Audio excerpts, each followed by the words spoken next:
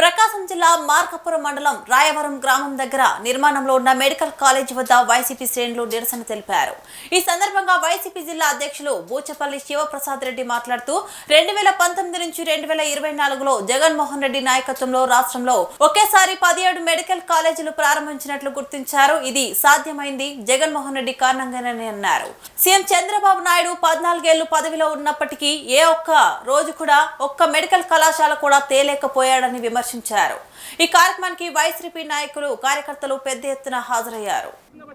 మార్కాపురం నియోజకవర్గంలోని మార్కాపురం మెడికల్ కాలేజీని ఈ ప్రభుత్వం, ఈ కూటమి ప్రభుత్వం పీపీపీ మోడ్లో ప్రైవేటీకరణకు నిరసనగా వేలాది మంది మార్కాపురం నియోజకవర్గం నుంచి కానీ, ప్రకాశం జిల్లా నుంచి కానీ, పశ్చిమ ప్రకాశం జిల్లా నుంచి వేలాది మంది కార్యకర్తలు, నాయకులు వచ్చేసి ఈ ప్రైవేటీకరణ జరగకూడదని చెప్పేసి దానికి మద్దతుగా వచ్చేసిన వైఎస్ఆర్సీపీ కార్యకర్తలందరికీ, ముఖ్యంగా అన్న రాంబాబు అన్న గారికి, నాగార్జున గారికి, చంద్రన్న గారికి, రవణ గారికి, నారాయణ గారికి, జడ్పీ చైర్పర్సన్ గారికి మరీ నమస్కారాలు.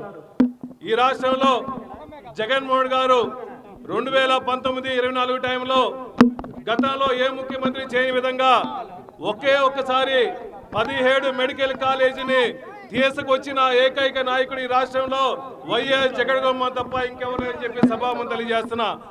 ఒకేసారి 17 మెడికల్ కాలేజీలు తీసుకురావడం అంటే ఆషామేషి కాదు. అది జగన్మోహన్ గారి విజన్, ఒక చరిత్ర.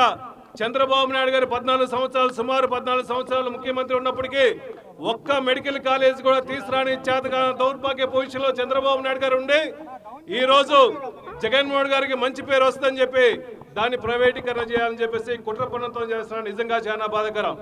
జగన్మోహన్ గారి టైంలో 17 మెడికల్ కాలేజీలు, ఆల్రెడీ 7 మెడికల్ కాలేజీలు అయిపోయి విద్యార్థులు ఉన్నాయి, ఎడ్యుకేషన్ వ్యవస్థ కూడా జరుగుతుంది. ఈ 10 మెడికల్ కాలేజీని ప్రైవేటీకరణ చేయాలి.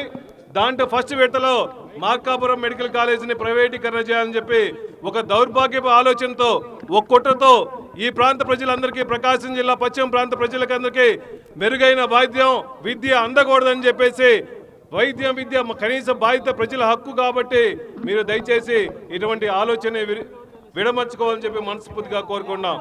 అయ్యా చంద్రబాబు నాయుడు గారు, ఈ ప్రకాశం జిల్లాలో రిమ్స్ కాలేజ్ ఉంది. ఏ పేషెంట్ అయినా, ఏ విద్యార్థి అయినా ఫ్రీగా పోతున్నాడు, ఫ్రీ మెడికల్ కాలేజ్ చూపించుకుంటున్నారు.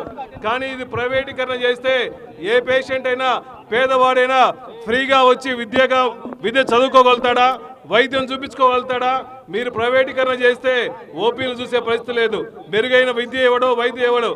ఈ రాష్ట్రంలో జగన్మోహన్ గారు వచ్చిన తర్వాత ఈ 17 మెడికల్ కాలేజీలో సుమారుగా 2550 మెడికల్ స్టూడెంట్స్ ప్రొవైడ్ చేసిన ఏకైక ముఖ్యమంత్రి, మాజీ ముఖ్యమంత్రి జగన్మోహన్ గారు తప్ప ఇంకెవరు లేని చెప్పి సభావంతులు చేస్తున్నా. మీరు కావాలని చెప్పి సీట్లు అమ్ముకోవాలని చెప్పేసి విలువైన విద్యార్థుల ప్రాణాలు హరించి, పేద ప్రజల్ని ప్రాణాలు హరించడం కోసం చేస్తున్నారు. దయచేసి మీరు, ఈ కూటమి ప్రభుత్వం దయచేసి ఇటువంటి ఆలోచన మారుకోవాలని చెప్పి తెలియజేస్తున్నాను. ఇది ఈ రోజు పోరాటం శాంపుల్ పోరాటమే.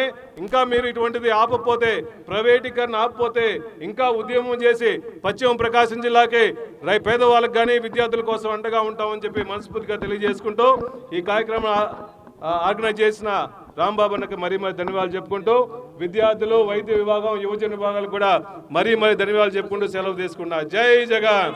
కళ్ళు ఇప్పుడు చాలా మంది, మొన్న హోమ్ మినిస్టర్ గారు కూడా చెప్తున్నారు, పునాది స్థాయిలో ఉందని చెప్తున్నారు.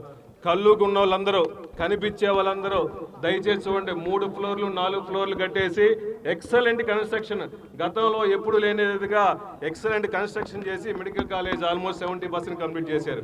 చంద్రబాబు నాయుడు గారు ఈ వచ్చిన సంవత్సరంలో ఒక్క సిమెంట్ మూట కూడా అమరావతిలో ఇలా, కానీ 2 లక్షల కోట్ల రూపాయలు అప్పు తీసుకొచ్చాడు.